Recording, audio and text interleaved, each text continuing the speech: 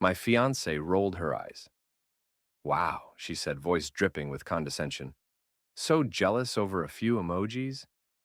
When I showed her the texts she'd been exchanging with her personal trainer, I didn't flinch. I just looked her dead in the eye and said, "Not jealous, Chloe. Just taking notes." Now, his wife Vanessa is the one who's not taking it well. And after seeing the screenshots I sent her anonymously, she's the one begging me for answers. Though not for long. Because now, ironically, Chloe is the one at my door, pleading for a place to stay. I've always believed in traditional roles. I know that's not a popular stance these days, but it's how I was raised. A man provides, protects, and builds a safe, stable home. A woman nurtures that home and the family within it. That wasn't just ideology to me, it was the blueprint for the life I wanted. When I met my fiancée, Chloe, I thought we shared that same foundation. Her family was deeply religious pillars of their local church community. Her father, Pastor Thompson, delivered a sermon every Sunday with the kind of gravitas that made people lean forward in their pews. They cared above all else about appearances, reputation, and the sanctity of a traditional family unit. Chloe had no interest in a career. She told me outright she wanted to be a wife, a mother, and a homemaker. I was more than happy with that. In fact, I welcomed it. I own a logistics and supply chain consultancy, a business I built from nothing. It's successful, stable, and affords us a very comfortable life. I gave Chloe everything, a beautiful home, my home, but when I wanted her to make her own, a luxury car, and a credit card with a limit so high she never had to think about it. In return, I expected loyalty, respect, and a true partner, someone who was building our future with me, not just enjoying the fruits of my labor while plotting an exit. For 2 years, I believe that's exactly what I had. The first crack in that foundation appeared about 6 months ago, disguised as self-improvement. Chloe decided she wanted to get in shape for the wedding and hired a personal trainer at an upscale gym. His name was Marco. He was exactly what you'd imagine. Chiseled jaw, perfect teeth, muscles sculpted like marble, and a brand of motivational charm that always struck me as slick, rehearsed, and deeply insincere. At first, it seemed harmless, but soon she started spending more and more time at the gym, coming home late, flushed with a kind of energy that had nothing to do with squats or deadlifts. She talked about him constantly. Marco said my form is perfect. Marco thinks I should try this new protein powder. Marco says I'm making incredible progress. It was always Marco. Marco, Marco, Marco. I'm not a jealous man, but I am an observant one. I noticed how she'd angle her phone away from me at night, the secretive little smiles that flickered across her face while texting, the way her laughter changed, softer, intimate, when her screen lit up. The breaking point came on a Saturday afternoon. We were on the couch, planning our honeymoon. I had my laptop open, showing her a luxury resort in Bora Bora white sand, overwater bungalows, the whole dream. She was supposed to be looking at it with me. Instead, her eyes were glued to her phone. I watched as she typed a quick message, then let out a small, private giggle. "What's so funny?" I asked, keeping my voice light. She jumped, startled. "Oh, nothing. Just a meme a friend sent me." A few minutes later, I went to the kitchen for a drink. My iPad synced to her phone for shared calendars and convenience, was sitting on the counter. As I poured my water, the screen lit up with an Instagram notification. It was from Marco. I knew I shouldn't look, but I also knew I had to. I opened the app. It wasn't just one message. It was weeks' worth of conversation detailed, intimate, and dripping with flirtation. Heart emojis, fire emojis, compliments that crossed every professional boundary. He called her Angel. She called him my handsome beast. But it was the most recent exchange, the one sent just moments before, that turned my blood to ice. "Marco, thinking about you in that little black dress from the other night. Can't stop." "Chloe, stop." You're going to get me in trouble. Marco, is the big man boring you with wedding talk again? Chloe, you have no idea.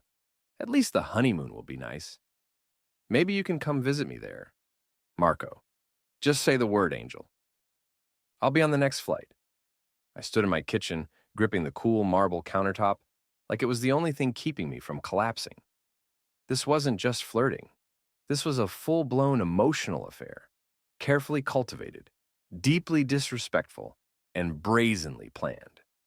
She was sitting in my living room, living off my money, while fantasizing about running away with another man during our honeymoon.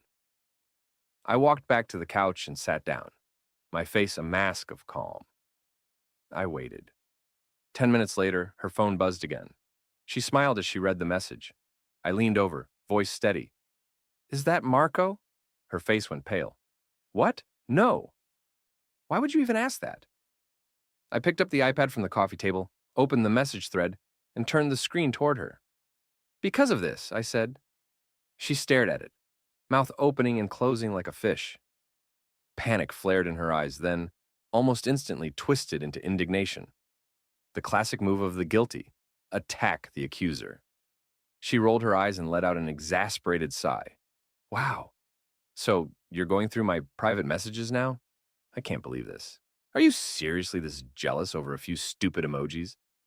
The dismissiveness, the sheer, breathtaking audacity of her gaslighting it was the final confirmation. She felt no remorse, only irritation that she'd been caught. I didn't raise my voice. I didn't yell. I just looked at her, then at the screen, then back at her. A cold, quiet resolve settled over me like armor. Not jealous, Chloe, I said, my voice dangerously calm.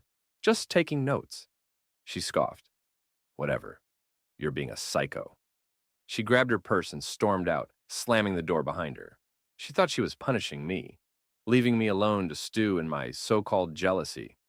She had no idea she'd just handed me the blueprint for her downfall. Update 1. The second that door slammed shut, I went into mission mode.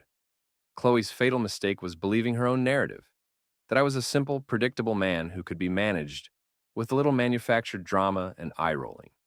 She had no idea that the same mind that designs and executes complex logistical strategies for multi-million-dollar corporations was now laser-focused on a single personal objective, her complete and total social demolition. My goal wasn't to hurt her. It was to let her actions and Marco's deliver consequences directly to the one place she and her family felt safest, their pristine, unassailable reputation.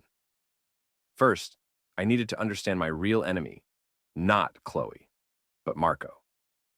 And more importantly, his wife. I spent an hour digging through Marco's social media. His profile was public a shrine to his own ego. Dozens of shirtless gym selfies, motivational quotes, and crucially, photos with his wife, Vanessa. She was a fitness competitor with an unnervingly intense gaze and a physique that looked like it had been carved from stone. Her own profile told an even clearer story. She co-owned the gym. Her bio read, CEO of Marco's biggest fan club. Don't test me.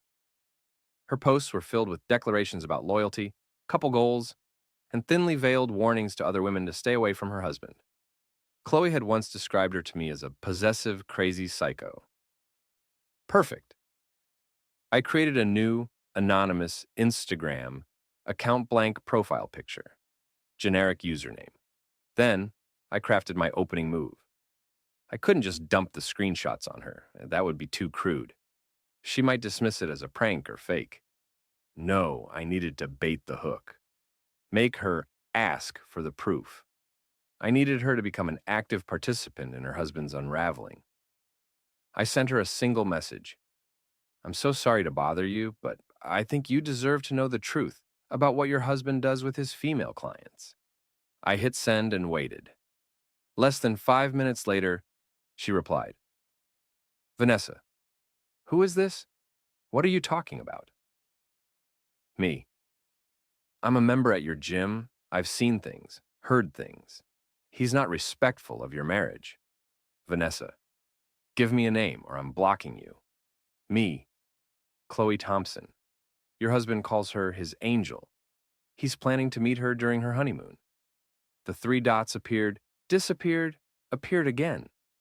She was hooked. Vanessa. You're lying. Show me proof. This was the moment. I didn't send everything at once. I sent just one screenshot. The one where Chloe wrote, "Maybe you can come visit me there." Damning, but just vague enough to be denied. Her reply was instant. Vanessa, this is nothing, a joke. Girls say stupid things. So, I twisted the knife deliberately, misrepresenting the context to make it personal for her. Mio, is it a joke when he says he can't stop thinking about her in that black dress? Is it a joke when he calls his own fiancé the big man who's boring her? I made it sound like Marco was the one engaged and that he was mocking his own relationship with Vanessa. I needed her to feel personally mocked, humiliated, betrayed. Vanessa, what are you talking about? Show me. I sent the next screenshot, the one with the black dress comment and the big man line. The trap snapped shut. Vanessa, he said that about me. Wait, I don't know who he was talking about. I just know he was saying it to Chloe. There's more, a lot more, weeks of it. Me, send it to me. Send me everything, now. I did. I sent the entire thread, every flirty message, every emoji, every coded promise. And as I sent them, I added my own commentary, carefully chosen words to pour gasoline on the fire. Me. She lives with him, the big man, her fiancé. She's the daughter of Pastor Thompson from the community church. Can you believe the hypocrisy? They laugh about him behind his back. She's using his money to pay for her sessions with your husband. I feel so sorry for her fiancé and for you. You both deserve better than these two. I watched as the scene receipts appeared under each message. I had just handed a volatile, fiercely loyal woman a nuclear bomb and aimed her straight at the heart of the Thompson family's greatest treasure, their reputation. Her final message came an hour later, not a question, but a declaration. Vanessa, thank you, I know where she lives. I blocked the account and deleted it. My direct role was done. Now I just had to wait for the shockwave. Update 2. The demolition was scheduled for Sunday afternoon. I knew this because the Thompsons hosted a post-church luncheon every week, a neighborhood institution attended by the church's most devout and influential members. It was the perfect stage for the performance about to unfold. I spent Sunday morning in grim anticipation. I went for a long run, cleaned the house, tried to distract myself from the explosion I'd engineered. Chloe had been staying with her parents since our fight. She'd sent a few half-hearted apology texts. I'm sorry you're upset. Can we talk? Which I ignored. She still thought this was about jealousy, that I'd cool down, that she could smooth it over with a pout and a promise. At 1:30 p.m., my phone buzzed. Unknown number. It was one of Chloe's younger cousins, the only one who'd ever been kind to me. Cousin, OMG, you're not going to believe what's happening at my aunt's house. It's insane. I called her immediately. Chaos erupted through the speaker, shouting, glass shattering, a woman's voice raw with fury. What's going on? I asked. This crazy woman just showed up, my cousin whispered, panicked. She's screaming about Chloe and some guy named Marco. She's reading their texts out loud on the front lawn. She even read your name, said you're the fiancé they're laughing at. Pastor Thompson's trying to get her to leave, but she won't budge. She just threw a brick through their living room window. My plan had worked better than I'd ever imagined. Vanessa wasn't just confronting them. She was staging a public execution of their reputation. I got in my car and drove to their neighborhood. I didn't go to the house. I parked a block away with a clear view of the spectacle. Dozens of neighbors were already outside, phones raised, filming. Vanessa stood in the middle of the Thompsons' immaculate lawn like a warrior queen, wild-eyed and holding a stack of printed screenshots like battle flags. "This is your pastor's daughter," she screamed. "This is the woman you all look up to, a homewrecker, A cheat! She's trying to steal my husband. She's planning a honeymoon with him while she's engaged to another man. Pastor Thompson, face pale and sweating, tried to reason with her. Ma'am, please, let's discuss this privately. You're making a scene. I want to make a scene, Vanessa roared. I want everyone to know what kind of family you really are. All pious and perfect on Sunday, but you're raising a snake in your own home? Chloe was nowhere to be seen, probably hiding inside, listening as her carefully curated world was torn apart, brick by literal brick. The police arrived minutes later. They eventually calmed Vanessa down and escorted her away, but not before she'd delivered a 45-minute sermon of her own, laced with profanity, accusations, and the unfiltered truth of her husband's betrayal and Chloe's complicity. I watched the police car drive off. The crowd slowly dispersed, whispering. The Thompson house stood silent window, shattered. Reputation in ruins. The war was over. The fallout had just begun. Final update. It's been 4 months since the public demolition. The consequences have unfolded like dominoes, methodically dismantling every pillar of Chloe's privileged, sheltered life. First came the destruction of her family's reputation. Videos of Vanessa's outburst spread across local social media within hours. The scandal, Pastor Thompson's cheating daughter, became the biggest controversy their church had ever seen. The following Sunday, his sermon was delivered to a half-empty sanctuary. The week after, the church elders asked him to take a leave of absence. He hasn't returned to the pulpit since. The shame was too much for her parents, and they directed all their fury at its source, Chloe.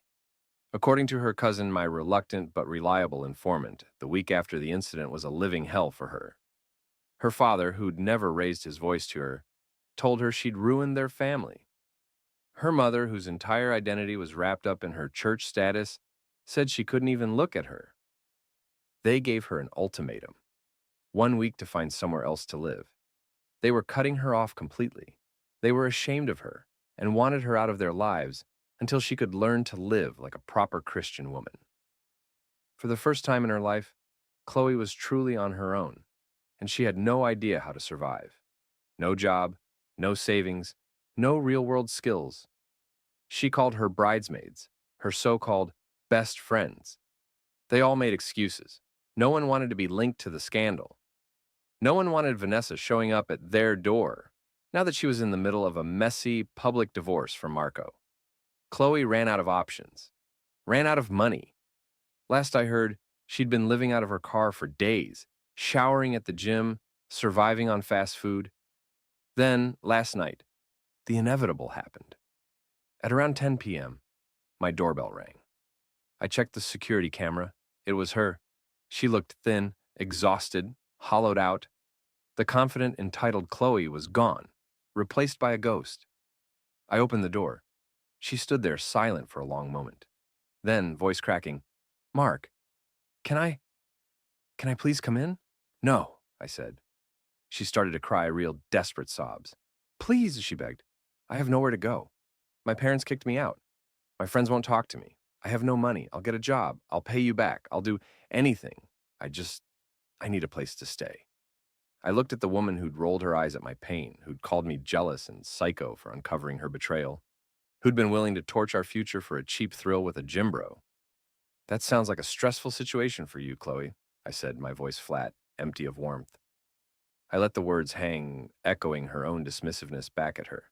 "But you're a grown woman. You need to stand on your own 2 feet. Her face crumpled as she recognized her own words thrown back like a mirror.